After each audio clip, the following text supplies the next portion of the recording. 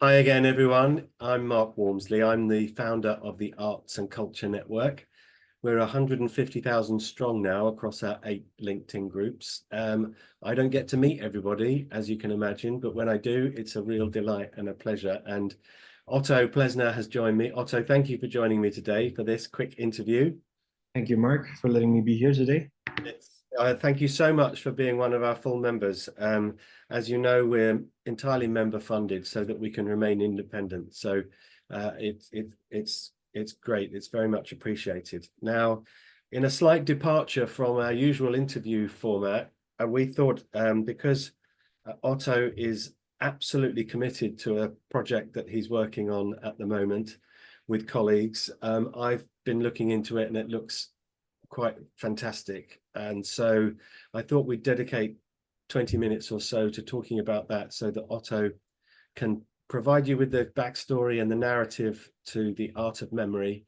And while Otto's explaining that, I'm going to be sharing my screen so that we can see some of the presentation that Otto has put together to attract partners, investors, and collaborators.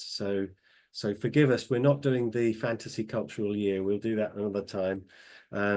But before we do that, Otto, perhaps you could introduce yourself, let us know where you're from and based and the kind of work you're doing. And when we start talking about the art of memory, I shall pull up the shared screen.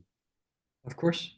Wonderful. Yeah, well, I work as a creative director and theater director around the world on a global scale. I've been doing shows for many years now in different parts of the world in different ways. Often the things that I do tends to have a focus around art, science, and technology. And what is my main focus lately is using art as a catalyst for change. So I realized how can you have a real life impact on the lives of people before or after they have experienced something that goes beyond merely just going through an experience, but also maybe something that can change things for the better in the world. So this is my mission and what I'm doing, and I'm having a company called RenaiXance where we do this and try to manifest that. I would call it as a sort of art collective in many ways.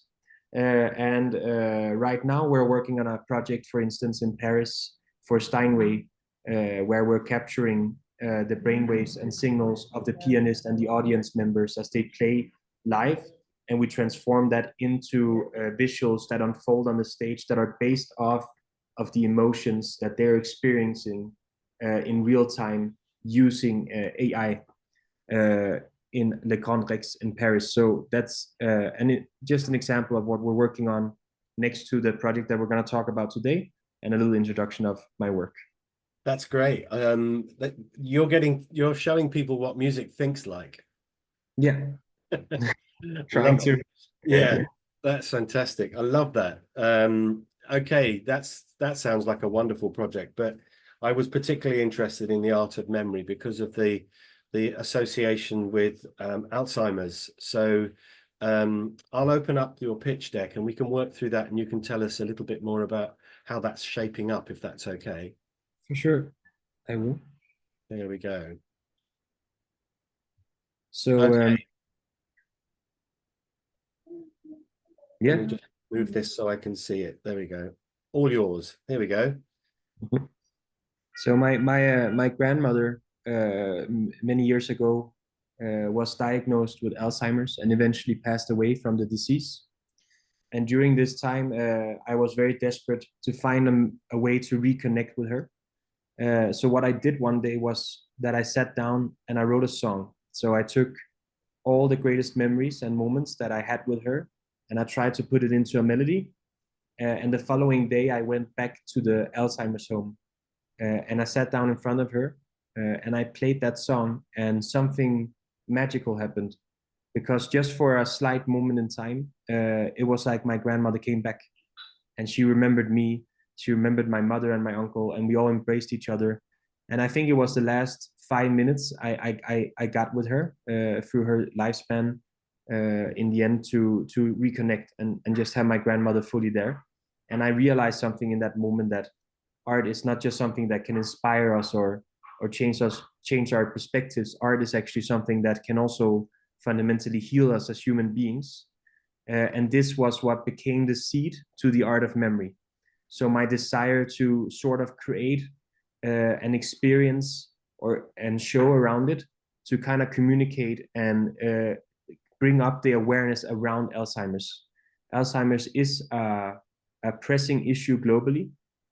It's the 7th leading cause of death in the United States. It's the 6th leading cause of death in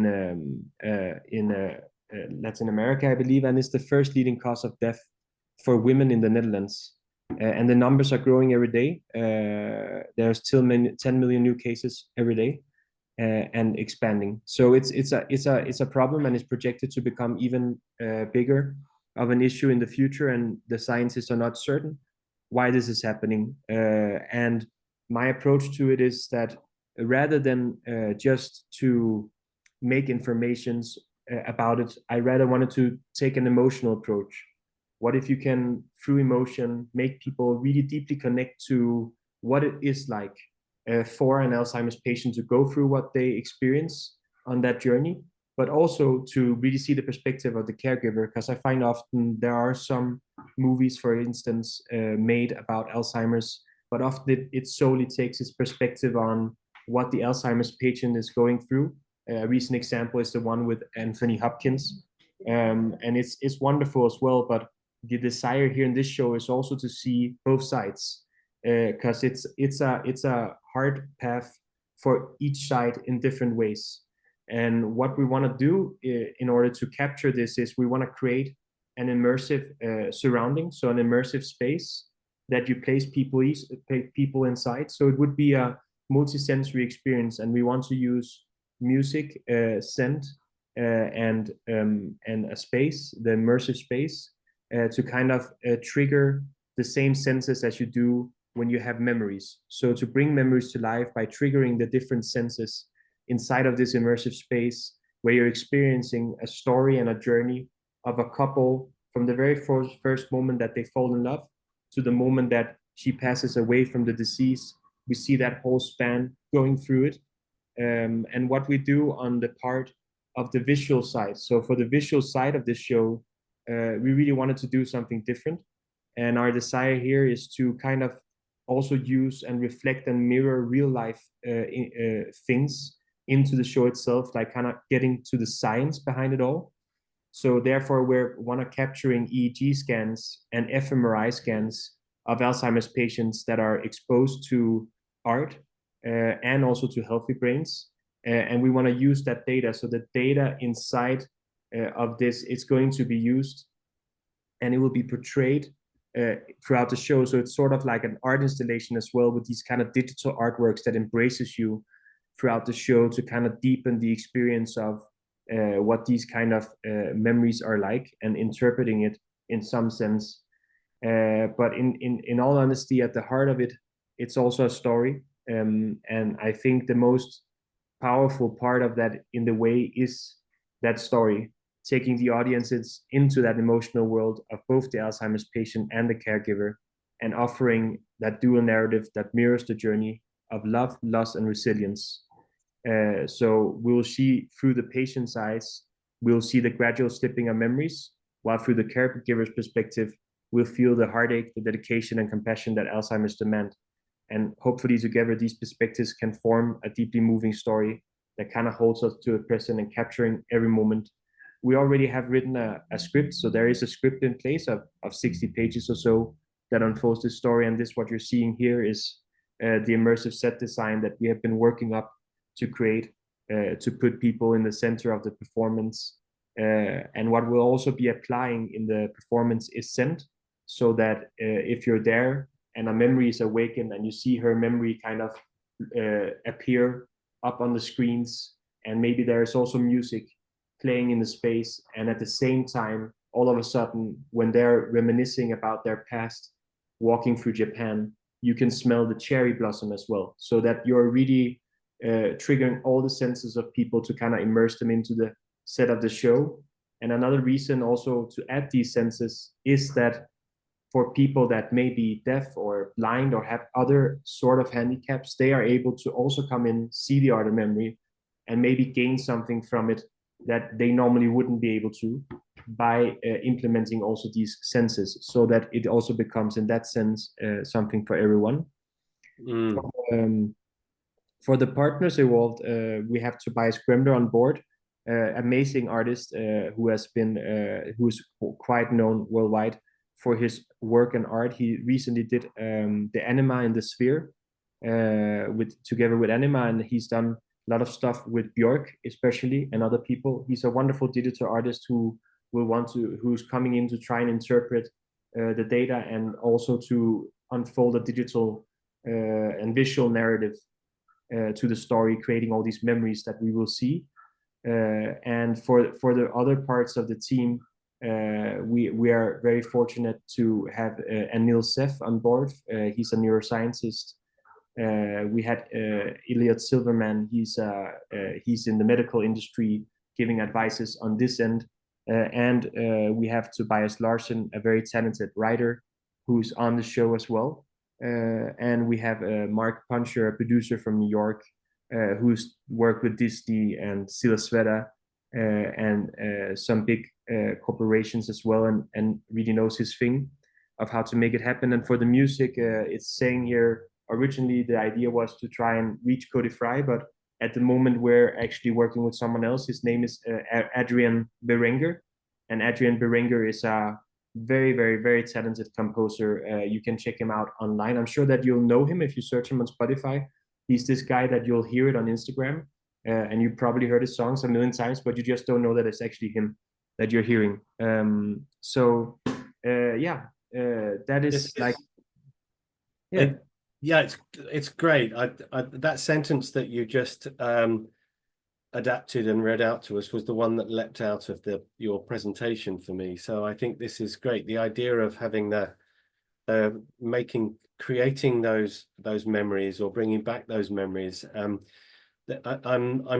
Your experience has parallels with others that many of our viewers may well have seen on YouTube, where one in particular that I remember is the elderly retired ballet dancer who is who has become a recluse until somebody put Nutcracker on, and she was listening, and the top half of her body woke up, and you could see that with what you could see, she was just utterly in the room again, and there was an elderly jazz pianist, and his old bandmates went and popped him on the piano. He was suffering such that he was truly reclusive, and they started playing, and he just started playing, and it's the power of music, and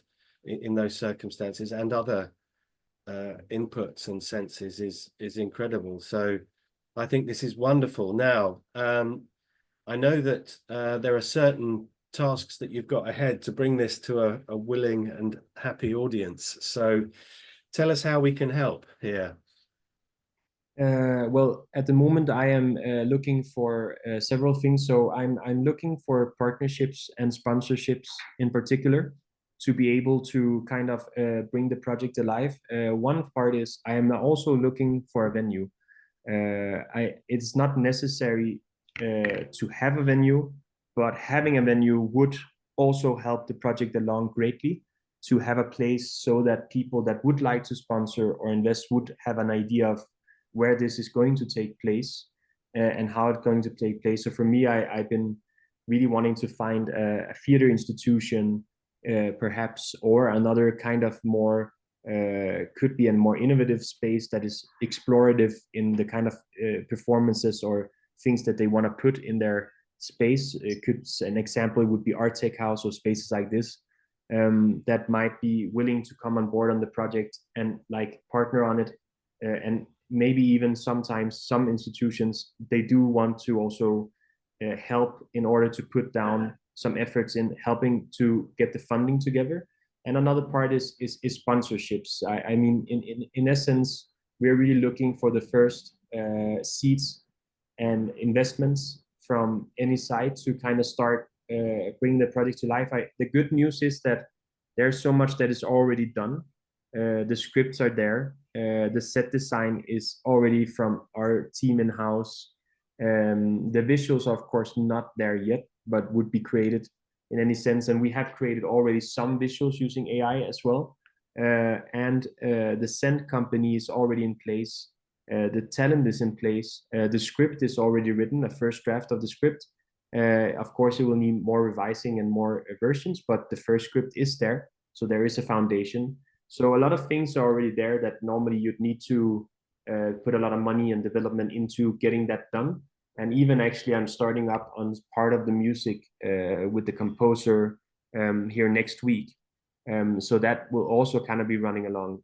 So the most important part is actually getting the support and help to have it placed in a theater or a space, or it can be, one can think in many dimensions. I talked to a lot of people about this project, and a lot of people go in different ways. Some people suggested to set it up in a hospital and start there. Other people were thinking more of a like a tech art gallery. Other people were thinking about theaters.